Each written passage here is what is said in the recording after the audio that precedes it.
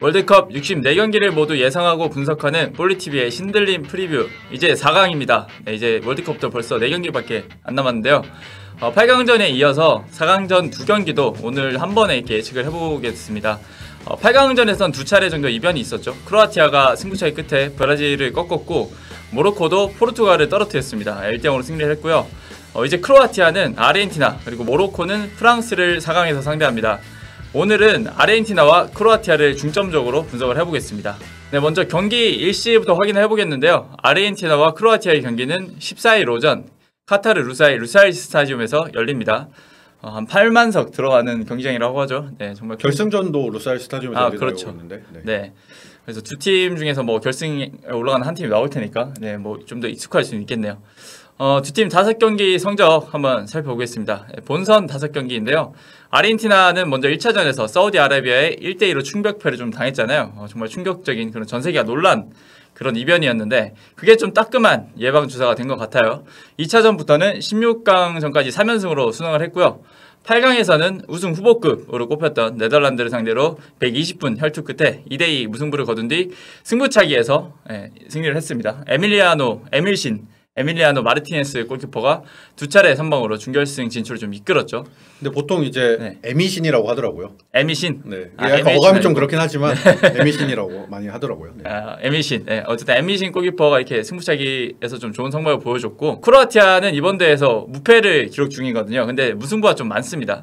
조별리그 2차전에서 캐나다와 경기에서만 4대1로 승리를 했고, 그 이후에는 4연속 무승부를 기록을 했거든요. 근데 연장승부 또 승부차기가 익숙한 팀답게 16강 일본전 또 8강 브라질전에서 경기를 승부차기가 끌고 간 뒤에 승부차기에서 결정을 지었습니다. 승부차기에서 결정을 지었다는 뜻은 골키퍼가 굉장히 잘했다는 이야기인데, 리바코비치 골키퍼가 굉장히 좋은 선방을 보여주면서 팀을 4강으로 이끌었습니다. 뭐 아르헨티나 라인업부터 이제 전력 분석을 시작해 보도록 하겠습니다. 아르헨티나는 제가 보기에는 큰 변화는 없었던 것 같은데 네덜란드 전 때부터 조금씩 변화가 바뀐 것 같아요. 네. 뭐 사우디 전도 그렇고 뭐 이렇게 조별리그 지나오면서 오히려 기존의 월드컵 예선에 해왔던 거랑은 조금씩 위치적으로 포메이션 말고 위치적으로 좀 바꾸긴 했는데요. 뭐 가장 큰 변화 포인트는 역시 리오넬 메시의 파트너겠죠. 원래 파트너는 인터밀란에서 뛰는 라우타로 마르티네스 선수였는데 조별리그 1, 2차전에서 선발에 출전했는데 그렇게 잘하진 못했어요, 사실. 이게 원래 약간 좀 대대로 전통이잖아요. 메시 파트너들이 사실 큰 대회에서는 좀 날려먹기로 유명한 대표적으로 이과인 선수 있었고, 마구에로도 사실 큰 대회에서는 좀 아쉬운 모습이 있었고. 그렇죠. 그래서 이번에도 이제 마르티네스 선수 라우타로가 좀 생각보다 못해주면서 아르헨티나가 이러다 또 옛날에 그런 악몽을 떠올리는 듯 했는데 3차전부터는 스칼로니 감독이 훌리안 알바레스 어린 선수인데 이 선수를 좀 선발 출전을 시켰고, 알바레스가 3차전 폴란드전이랑 또 16강 호주전에서 2골을 넣으면서 완전히 좀 주전 자리를 꿰찼습니다. 네.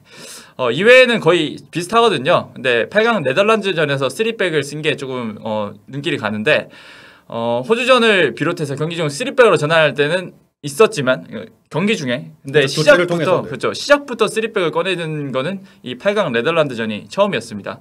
그래서 우승 후보급 강팀과의 격돌에서 어쨌든 3백을 꺼내 들었기 때문에 뭐 나머지 다 중요한 경기들이잖아요. 뭐 그리고 4강까지 올라온 팀들은 다 우승을 노려볼 수 있는 팀들이고, 그러니까 3백을 사용했던 만큼 이번에도 또 사용할 수 있는 그런 여지는 있겠습니다. 호날두가 탈락을 하게 되면서 혼자 남게 됐는데요. 뭐 네이마르도 갔죠. 네. 그렇죠. 네이마르도 갔었죠. 네. 그래서 고트라고 하죠. 뭐 greatest of all time 뭐 이런 식으로 해서 우리가 이렇게 부르는데 아무래도 우승을 거둬야 이 칭호가 어울리겠죠. 네. 5경기에서 4골 2도움을 기록 중이고요. 8강전에서 1골 1도움 올렸습니다. 원래 메시 선수가 토너먼트에서 좀 약한 모습을 계속 보였었는데 이번 대회는 달라요. 이번 대회는 토너먼트에서 오히려 더 영향력이 커지는 모습이고 공격 포인트도 계속 기록을 하고 있고요.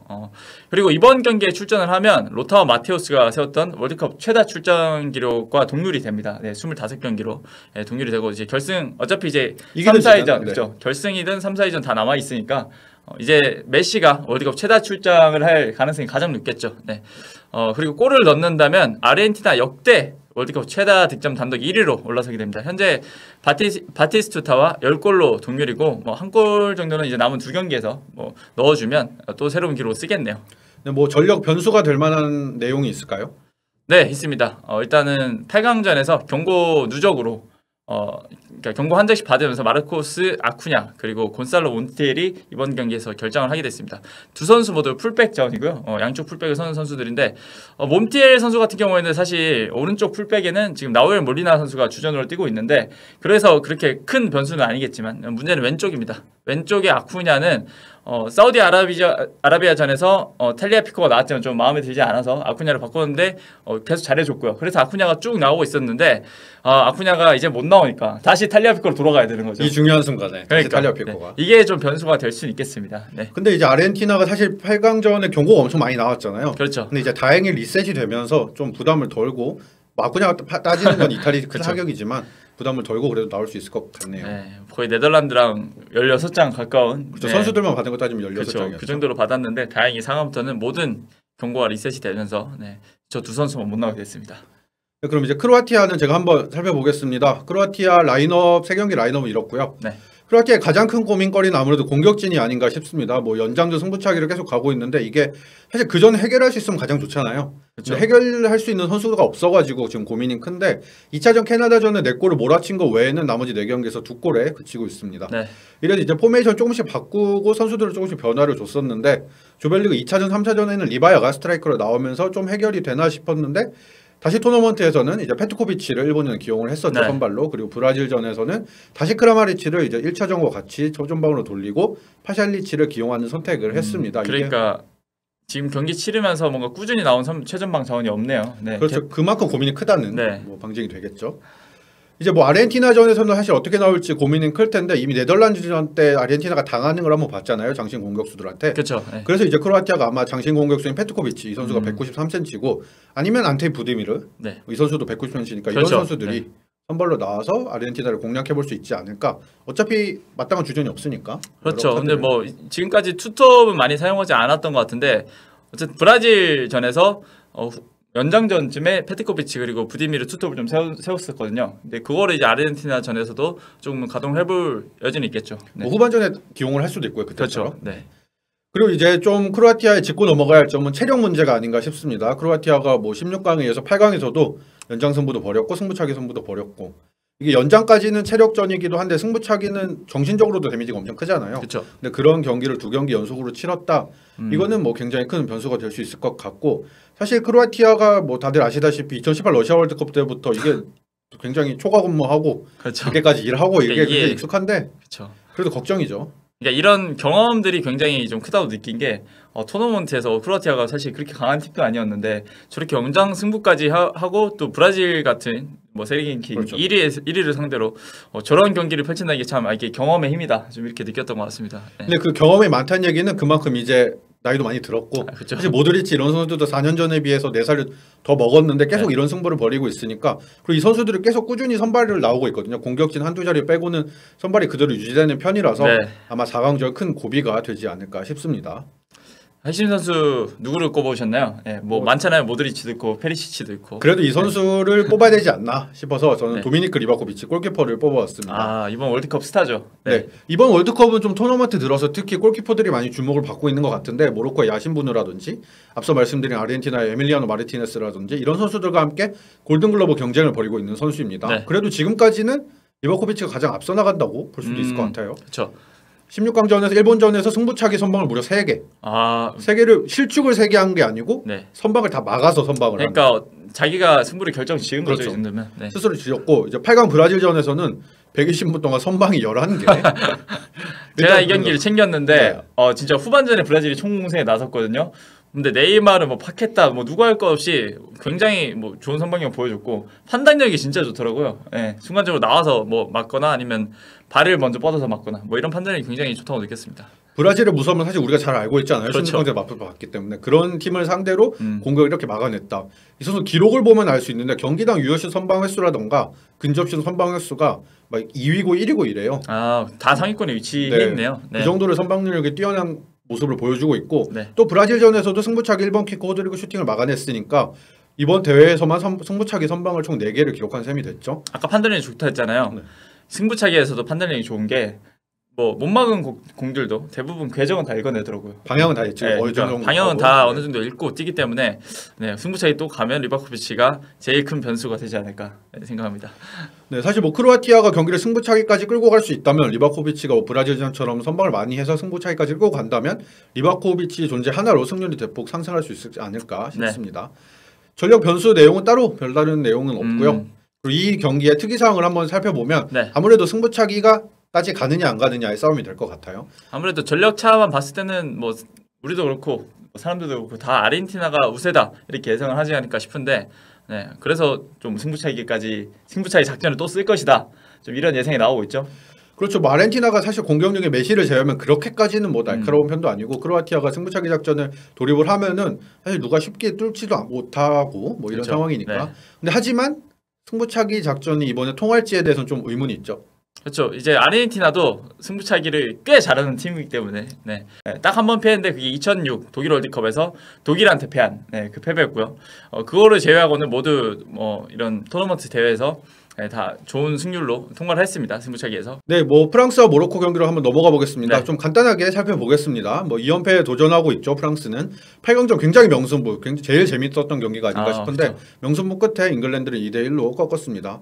완성도가 경기를 치르면서도 계속 높아지고 있는 느낌이고요. 앙투안 그리즈만이 지난 대회보다는 조금 더 중앙에 힘을 가세해주고 있는데 그리즈만과 라비오, 추아메니가 같이 선 중원은 포그바, 캉테, 지난대회 우승 중원이 생각나지 않을 정도로 굉장히 좋은 모습을 보여주고 있습니다. 공격진에서는 지루와 음바페가 번갈아가면서 해결사 역할을 해주면서 네. 또 좋은 모습을 보여주고 있죠. 모로코는 이번 대회에서 좀 새 역사를 쓰고 있는 팀인 것 같습니다. 아프리카 역사상 처음으로 준결승에 진출한 국가가 됐고요. 지금까지 한 번도 패하지 않고 조별리그부터 포함해서 3승 2무로 준결승까지 올라왔습니다. 네.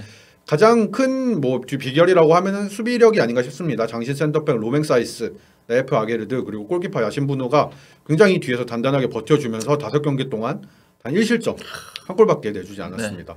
이게 그냥 아무 팀이나 약팀이랑 상대해서 낸 기록이 아니고 스페인, 포르투갈, 그렇죠. 벨기에 다 우승보잖아요. 네, 그리고 저 한 골도 심지어 자책골이에요. 그렇죠. 네, 아게르드 선수가 기록한 자책골이고. 상대 선수에게 실점을 하나도 내주지 않았죠. 그렇죠. 네, 이런 굉장한 수비력을 자랑하고 있는 팀입니다. 네.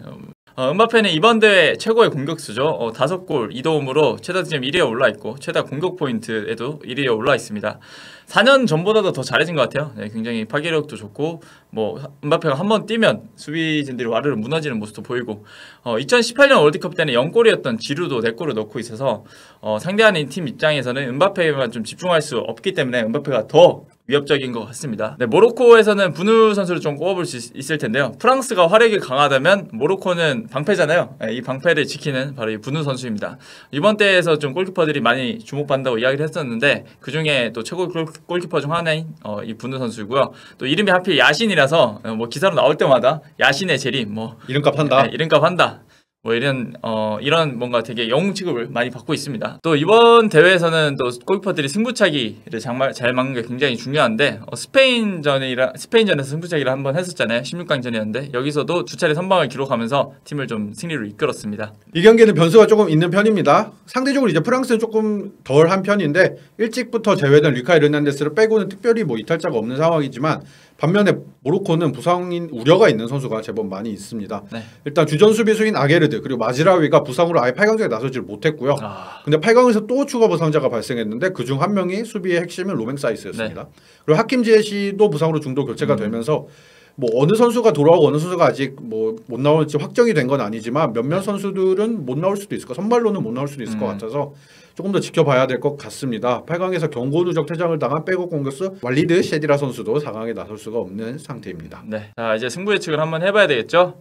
아르헨티나 대 크로아티아부터 해볼 텐데요. 딱 한 명 다릅니다. 우리 김정용 팀장님만 무승부를 예상을 하셨고 나머지 3명은 다 아르헨티나의 승리를 예상했습니다. 무승부 예상한 거는 뭐 사실 이 경기 뭐 무승부 충분히 예상할 수 있다고 생각을 하는 게 또 아르헨티나도 그렇고 크로아티아 수비가 너무 단단하다 보니까 아까 말씀드렸다시피 또 비기기 작전 들어가면 이 경기 충분히 뭐 무승부까지 나올 수 있고 근데 또 전력차와 비대칭 전력으로 불리는 메시가 있다 보니까 저희 3명은 아마 아르헨티나를 꼽지 않았나. 4명 다 프랑스를 예상을 했습니다. 아무래도 프랑스가 이때까지 보여준 모습이 너무 압도적이었던 것 같아요. 네, 뭐 어떻게 프랑스를 예상하시죠? 저는 프랑스가 보여준 것도 보여준 거고 거기에 덧붙여서 모로코가 이 정도면 사실 할 만큼 했다. 아 돌풍은 아, 네. 보통 4강에서 멈추는 그렇죠. 경우가 네. 많다. 모로코가 네. 결승까지 가는 거는 조금 맞습니다.